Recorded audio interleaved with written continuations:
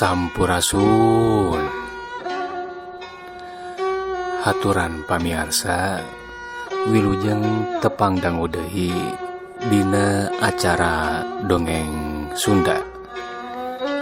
Carios anu kapihatur nyaeta Ngalajur Nafsu karya Bapak Entang Sumarna.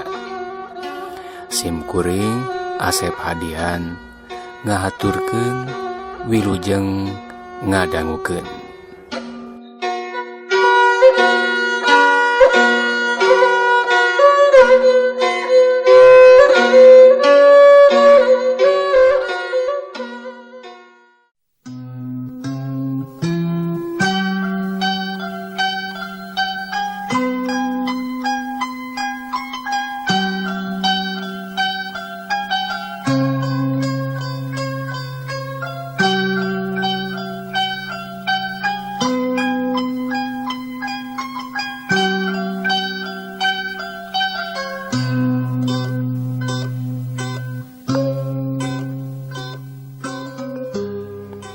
Dupi hubungan den musna ka Nyi Marsinah teh kumaha ce?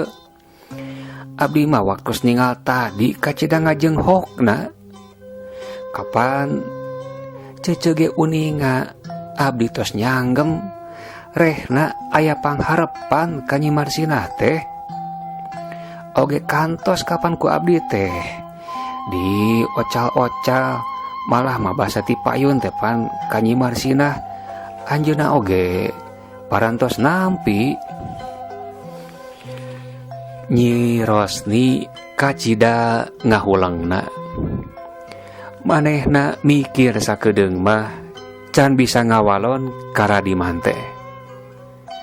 Tapi nya lila-lila mah manehna siga anu kailhaman deui. Nya pokna teh kieu, salaresna mah jang kacida kaasih Nyi Marsinah teh tamplokna iwal ti ka ujang moal nepikeun ka kedah namplokeun ka cinta kaasih kanu sanes kitu kacece ge nyariosna teh nganya kitu atuh. Cece mah rada abot rek nyarioskeunana ieu teh. Kumaha kitu ce? Naha atuh upami anjeunna mika cinta ka abdi mah keresa dicacandak ku den musna. Asa aneh abdi mah. Nya ketang ari kanggo abdi mah teh janten perkawis. Asal laras-laras beh Nyi Marsinah teh bogoheun ka den musna. Sawios abdi marek nyelehan maneh beh. Margina rumasa abdi mah teu aya kagaduh. Piraanan buruh leutik moal tiasa nyumponan kapalaina moal siga den musna panginten. Cenah kituna teh. Sanes kitu ujang dangukeun heula. Namung sing percanten ka cece Nyi Marsinah teh ukur bade ngolok rejekina tina marga manehna teh dina waktos ieu nuju kalintang kasesahan. Kapan tos teu kagungan rama oge teu gaduh usaha anu tetep. Ukur dadagangan aalitan ge geningan jarang pajengna gening. Atuh ayeuna bade mayunan boboron siam. Tah kukituna sigana bae imajang eta nu dimaksud teh rek ngolok rejekina da bebeja ka cece ge naon cenah da ka jelema mah teu bogoh. Keun be urang ajakan ulin marek digugu ngan tetep kacinta ka asih mah ukur ka ujang. Kitu pokna teh ka cece mah. Cing kumaha ujang panuju kana naon anu dilakukan ku Nyi Marsinah? atanapi henteu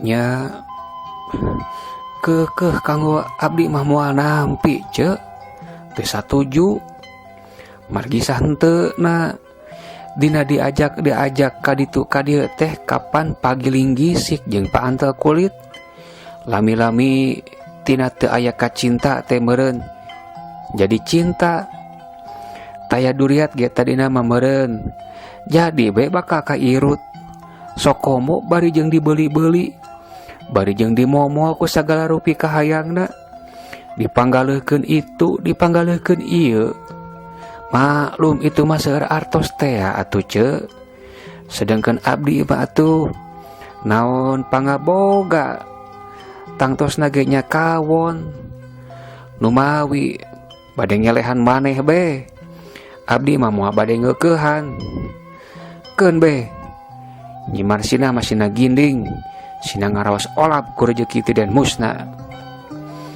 cenah keukeuh manehna nyaritana kitu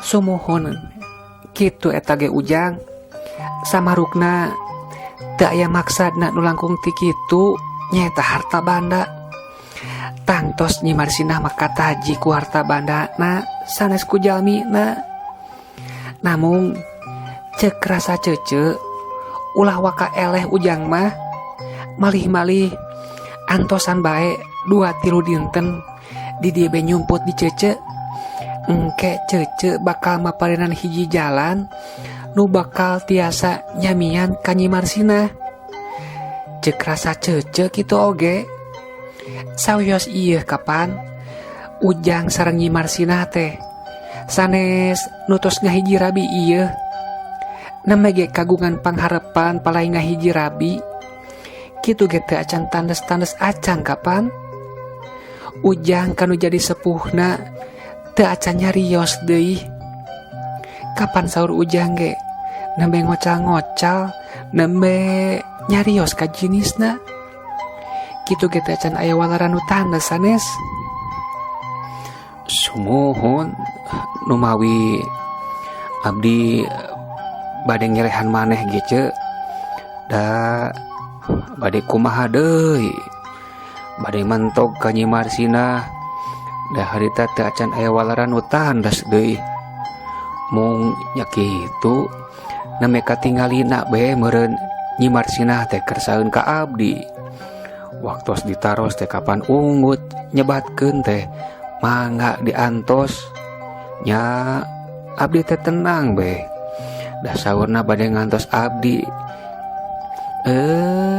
lepat atuh Ujang mah padahal enggal betarosan sakalian moal burung kersaeun tur sepuhna ge bakal nampi deui sumuhun ce harita teh abdi ge tos nyanggem rehna sasih Sawal nu bade dongkap sanggem abdi teh bade narosan nah kumaha bakal ditampi anjeunna ge nyebatkeun teh mangga saurna teh diantos pisan tah upami kitu ulah kapameng urang ngejang da ceuk cece teh ka Nyi Marsina seolah-olah usaha neangan rejeki nu nomplok bari gampil teh ukur ku carios sareng asal daek be ngalayanan ameng kapan ayeuna ge kaditu ka dieu upami Ujang percanten tos emas-emasanana sacepuk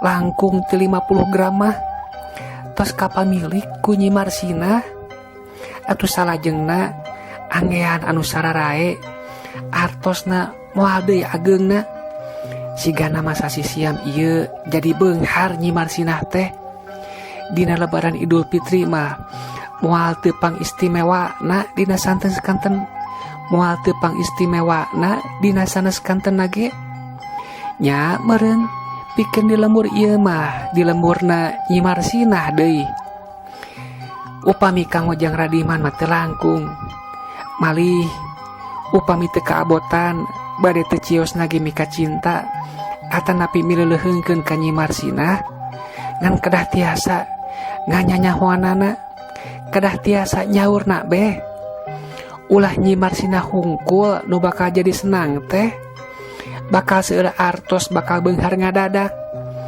Jang Radiman ge kedah kitu deui, Ceuk Nyi Rosni. Atuh ke Radiman mah kalakah beuki teu ngartieun kana caritaan Nyi Rosni.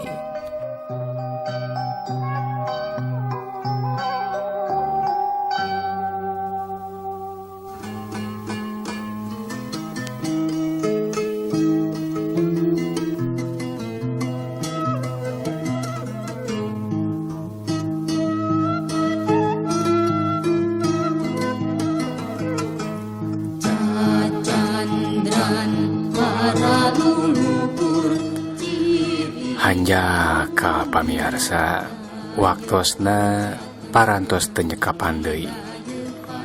Cag dugi ka dieu heula ieu carios, enjing urang teraskeun deui kalayan waktos sareng gelombang anu sami. Hatur nuhun, permios.